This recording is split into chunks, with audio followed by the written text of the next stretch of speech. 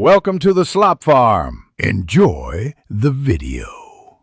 You will start by ensuring NDK and CMake are installed and C++ support is enabled in your project.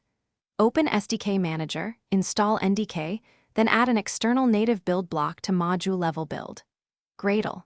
Create a src/main/cpp or JNI folder and place a simple native source file there.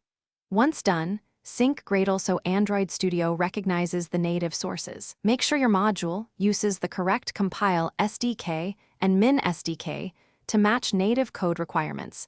And to avoid immediate, you now write a CMake lists, txt that defines your library, link rules, and include directories. In module build, Gradle, point external native build to that CMake lists and pass any deflags you need.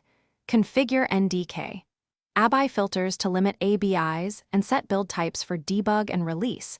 This reduces APK size and clarifies symbol handling.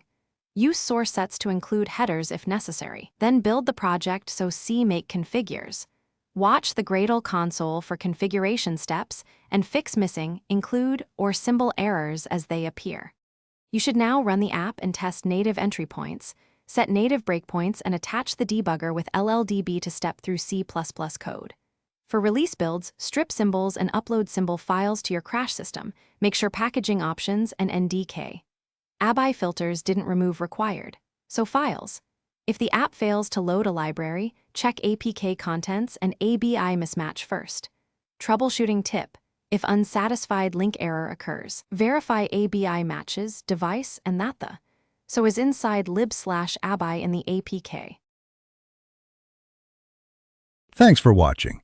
Consider subscribing if we helped you today.